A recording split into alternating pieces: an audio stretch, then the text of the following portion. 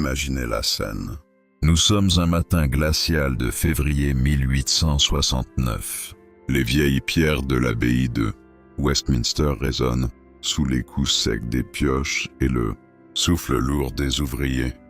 À la lueur vacillante des torches, des ombres dansent sur les arches gothiques, tandis que le doyen, Arthur Stanley, se penche au-dessus d'un vide fraîchement ouvert sous le sol de marbre.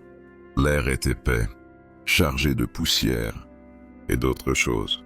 Une odeur âcre et douceâtre de décomposition, emprisonnée dans l'obscurité depuis plus de 2 siècles. Dans ses mains, Stanley tient des plans architecturaux détaillés et des registres d'enterrement qui se contredisent. Quelque part, dans ce labyrinthe de caveaux, repose la tombe perdue du roi Jacques Ier. Mais ce qu'il s'apprête à découvrir va bien au-delà. Ce qu'il va révéler concerne le sort macabre réservé aux dépouilles royales. Des secrets si sinistres qu'ils vous glaceront le sang et changeront à jamais votre vision de la glorieuse histoire des monarques d'Angleterre. Avant de plonger dans ces récits oubliés de survie et de souffrance, si vous aimez découvrir les vérités cachées de l'histoire, n'oubliez pas d'appuyer sur j'aime et de vous abonner pour ne rien manquer de nos prochaines explorations. Et dites-moi en commentaire d'où vous nous écoutez. Je trouve fascinant que nous explorions ces histoires anciennes, ensemble, depuis les 4 coins du monde, unis à travers le temps et l'espace par notre curiosité commune pour le passé. Revenons maintenant là où cette sombre histoire commence vraiment.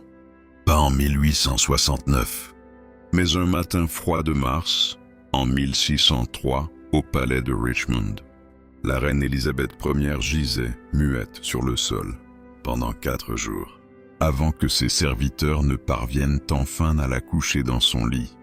La femme qui avait défié l'armada espagnole, qui avait dansé jusqu'à l'aube et ébloui les ambassadeurs étrangers par son esprit, n'était plus qu'une ombre d'elle-même, une figure pathétique, s'accrochant à la vie avec la peur silencieuse de celle qui sait que s'allonger, c'est ne plus jamais se relever.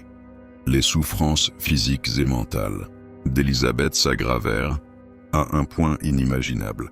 Dans sa chambre, elle restait debout, sans bouger, pendant 15 heures d'affilée, refusant toute aide. Ce n'est qu'au moment où son corps ne pouvait plus supporter le poids de sa propre volonté qu'elle s'effondra sur le sol, que ces dames d'honneur avaient recouvert de coussins pour amortir sa chute. Pensez-y un instant. La femme la plus puissante d'Europe, la souveraine d'un empire redouté, figée pendant des heures, incapable de se reposer, trop effrayée pour s'allonger, comme si une voix intérieure lui murmurait que le sommeil serait son dernier. L'image d'une reine debout entre la vie et la mort. Ces dames d'honneur savaient ce qui allait arriver. Elles avaient préparé le sol, prêtes à la recevoir, prêtes à assister à la chute de leur reine. Dans les couloirs du palais, les murmures s'élevaient. Les courtisans parlaient de signes étranges, d'ombres dans les miroirs, de pressentiments funestes. L'air même semblait chargé d'un silence inquiétant. Elizabeth Southwell, l'une de ces dames d'honneur, rapporta plus tard que la reine était hantée par la vision de son propre corps fragile. On découvrit un jour une carte à jouer plantée d'un clou en plein centre, posée sur le siège de la reine. Un symbole inquiétant, une menace silencieuse, un signe du malheur à venir. Une carte à jouer transpercée d'un clou, imaginez l'effet psychologique sur une femme qui avait passé sa vie à croire qu'elle était l'élue de Dieu. Chaque geste, chaque regard, chaque souffle semblait désormais la hanter. La reine vierge, qui avait incarné la puissance et la lumière, n'était plus qu'une ombre, prisonnière de ses peurs et de son propre mythe. À la fin de sa vie, Élisabeth n'était plus la figure éclatante des portraits officiels. Elle avait perdu la plupart de ses dents, ses cheveux tombaient, et elle refusait qu'on la soigne ou qu'on la lave. Les courtisans, autrefois fascinés par sa beauté et son esprit, se détournaient désormais, écœurés par l'odeur d'un corps non lavé et par la vue de ses gencives noircies. La légende s'effritait, laissant place à la tragédie humaine. Lorsque la reine mourut enfin, le 24 mars 1603, un silence lourd envahit le palais. Mais bientôt, un détail troubla la cour.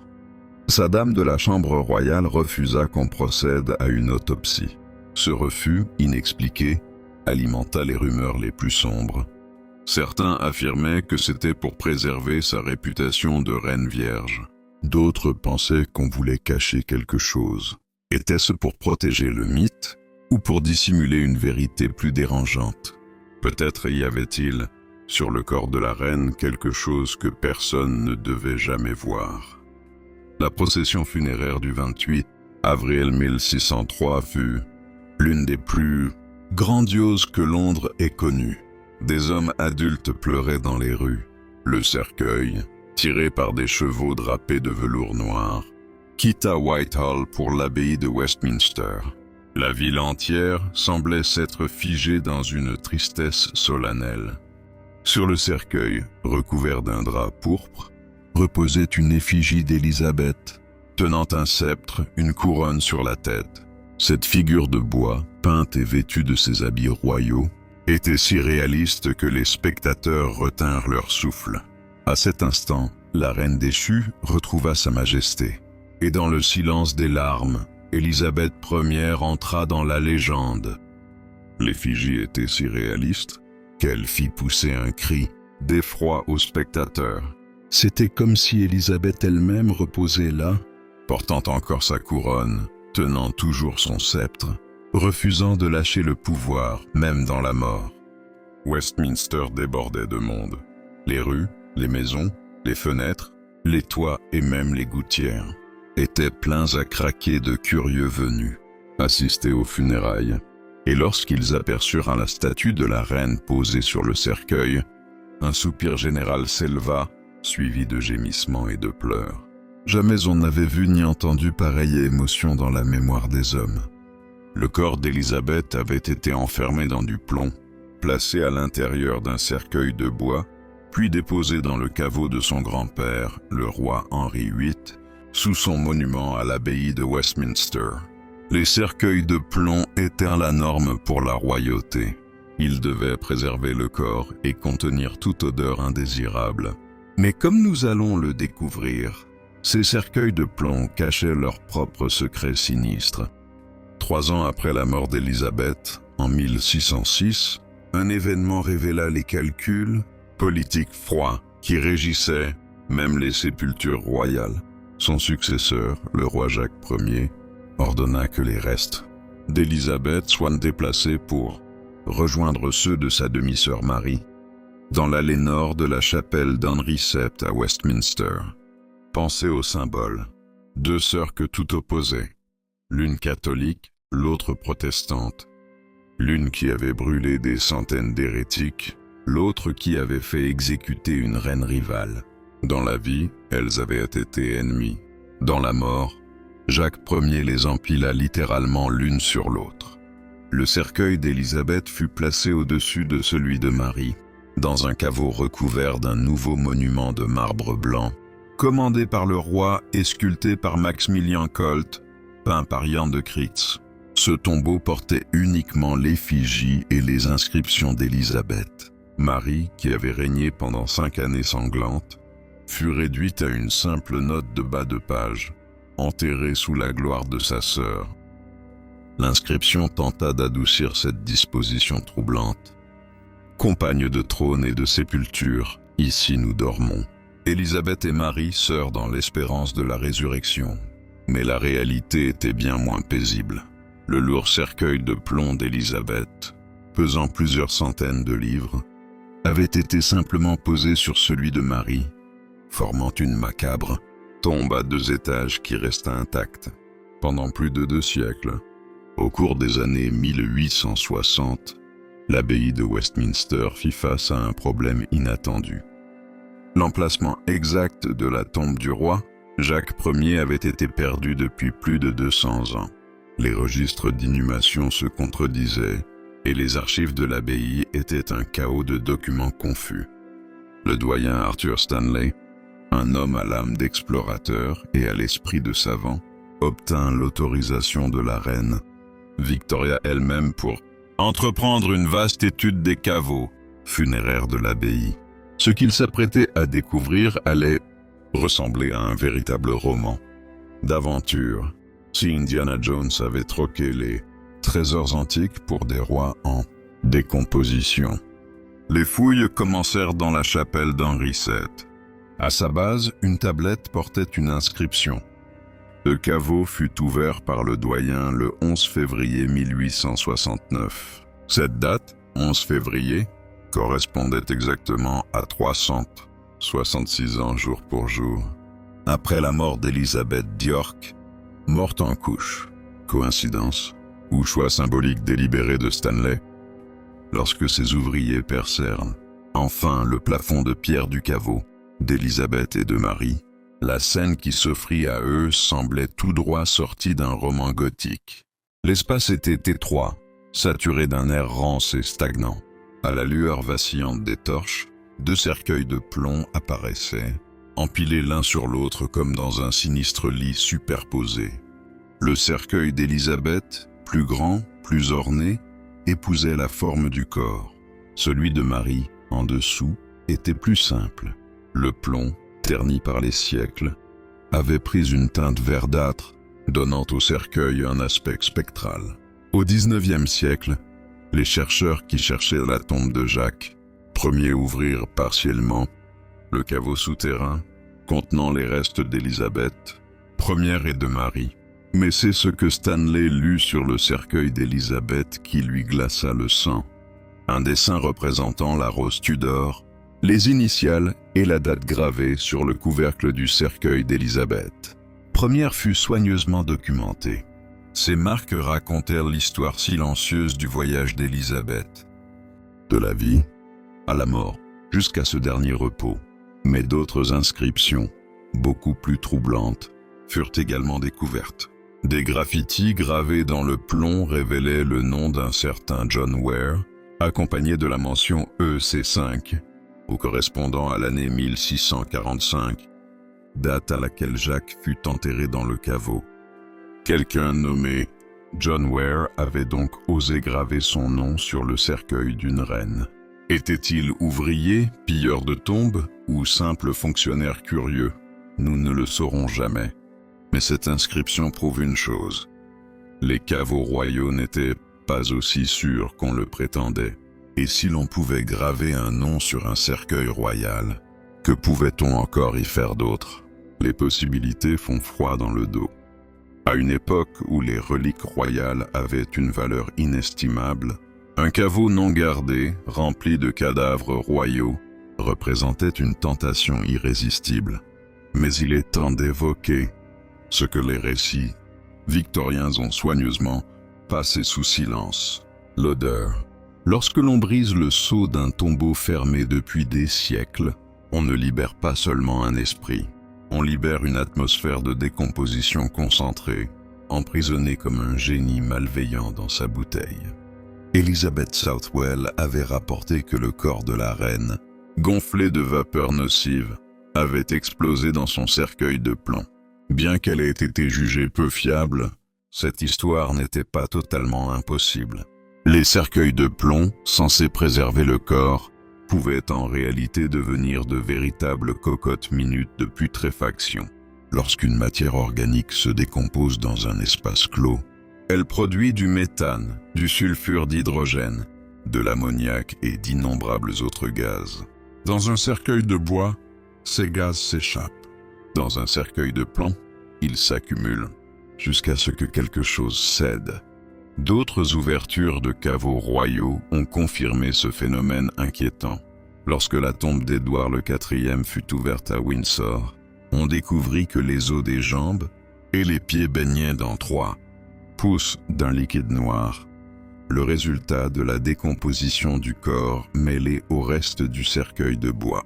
Le cercueil d'Élisabeth, fait de plomb épais, aurait pesé plus de 250 kilos, comparable au cercueil moderne des souverains britanniques qui nécessitent 8 porteurs au lieu de 6.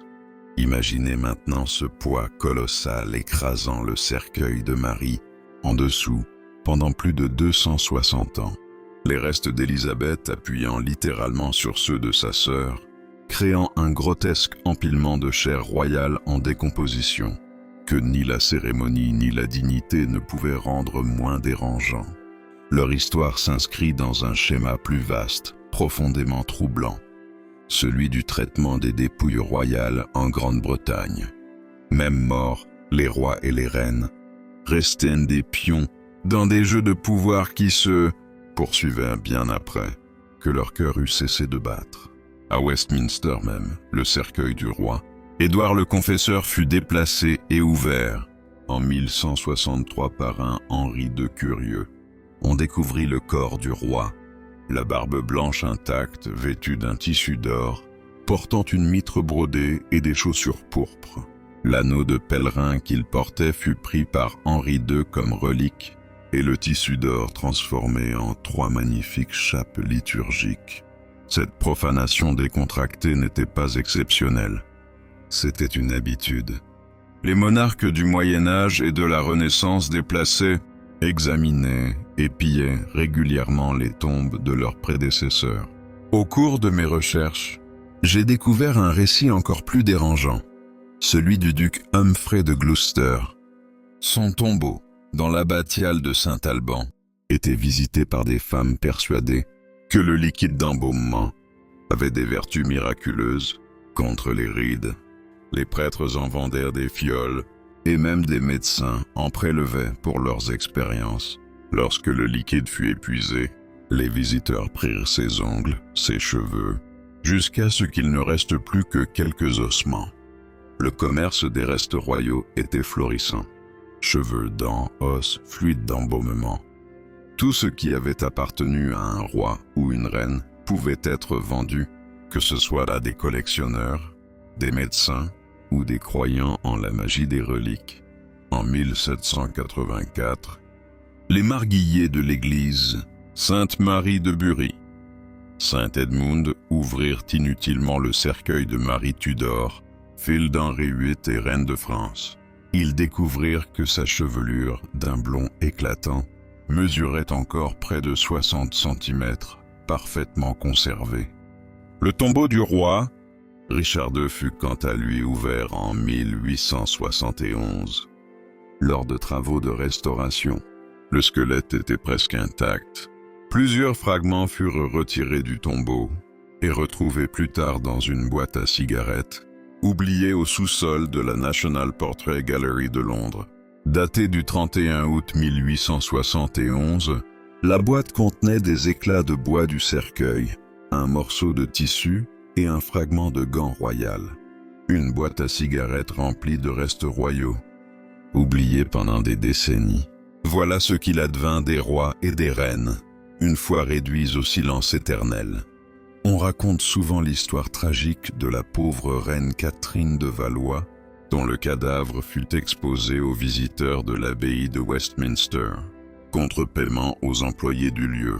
Pendant des siècles, son corps reposait dans un cercueil de bois ouvert à ceux qui payaient pour contempler la dépouille d'une reine. Juste au-dessus du caveau où Élisabeth et Marie reposaient, entassés comme de simples caisses, Jacques Ier fit ériger un monument, autant propagande que commémoration. Ce monument représentait Élisabeth dans toute sa gloire. Couronne, sceptre, robe royale, mais une image peinte vers 1618 montrait la reine vêtue d'un manteau, cramoisi bordé d'hermine, tenant dans sa main un globe azur. Les lions aux 4 coins du tombeau étaient dorés, et son visage, délicatement coloré de chair. Plus rien de ces couleurs ne subsiste aujourd'hui.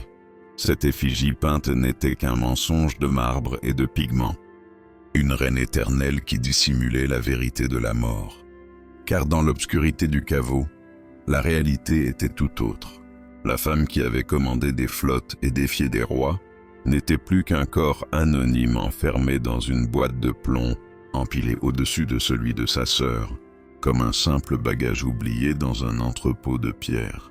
Le récit de Stanley, publié pour un public victorien, demeurait pudique. Mais entre les lignes, la vérité suinte. Il écrivit que le cercueil supérieur, plus grand, gardait une forme distincte du corps, comme celui de Mary Stuart. Cette expression est révélatrice. Elle suggère que le plomb avait épousé la silhouette de la reine, préservant l'empreinte humaine 2 siècles et demi après sa mort.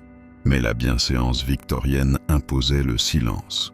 Toute odeur, toute trace de décomposition, toute imperfection du cercueil devait rester hors du récit officiel. Pourtant, l'histoire d'Élisabeth ne s'arrêta pas là. Même morte, elle demeura un symbole manipulé par le pouvoir.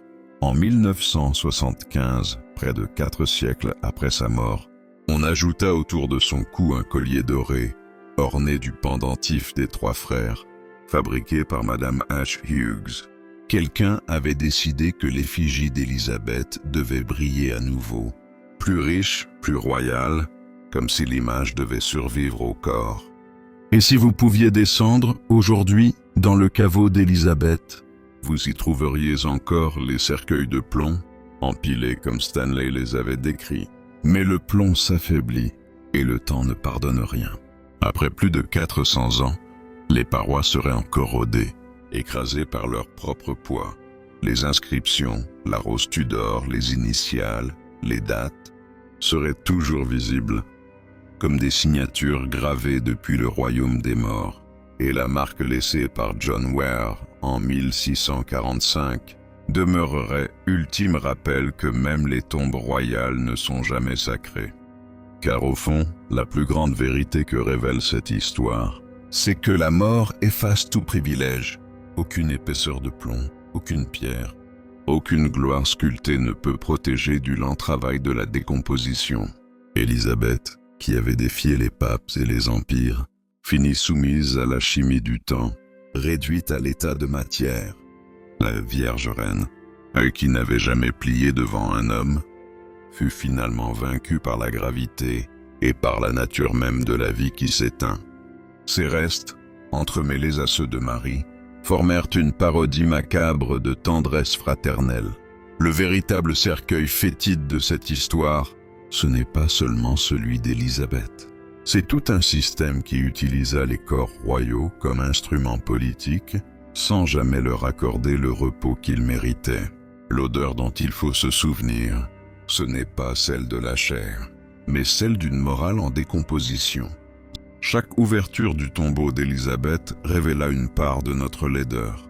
Jacques Ier, empilant les sœurs, témoigna du mépris du pouvoir pour la dignité. Les graffitis de 1645 révélèrent la fragilité du sacré. L'examen victorien de Stanley montra la curiosité froide, scientifique, qui l'emporte sur le respect humain. Et aujourd'hui encore, nous racontons cette histoire comme un spectacle, consommant sa mort comme un divertissement. Élisabeth, la femme qui avait résisté à tout, qui avait refusé le mariage, finit enfermée dans la prison la plus étroite de toutes. Non pas sous la domination d'un roi, non pas sous la lame d'un bourreau, mais dans un cercueil de plomb, immobile, silencieuse, oubliée. Elle qui disait « J'ai le cœur et l'estomac d'un roi », découvrit que même le cœur d'un roi se dissout, face au temps, à la chimie et à l'indifférence des vivants. Alors, lorsque vous marchez aujourd'hui dans l'abbaye de Westminster, souvenez-vous que sous vos pas ne reposent pas seulement des monuments glorieux, mais aussi la vérité brutale de ce qu'il advient lorsque le pouvoir meurt. Au-dessus, le marbre raconte l'histoire de la grandeur éternelle. En dessous, le plomb murmure celle de la décomposition. L'odeur du cercueil d'Élisabeth s'est éteinte depuis longtemps, mais celle de notre propre corruption morale, elle demeure. Et c'est peut-être là la véritable horreur. Ce n'est pas ce qui est arrivé au corps d'Élisabeth qui compte, mais ce que cela révèle sur les vivants, incapables de la laisser en paix. Dans l'obscurité qui dort sous l'abbaye de Westminster, Élisabeth Ier repose encore. Son cercueil de plomb se corrode lentement. Ses restes s'affaissent peu à peu, et les os de sa sœur supportent toujours son poids, plus de 4 siècles après leur mort. La Reine Vierge, celle qui n'avait jamais plié devant aucun homme, gît à jamais horizontale dans la mort. enfin vaincu par une force que nulle couronne, nulle gloire, n'a jamais pu dompter, le temps lui-même.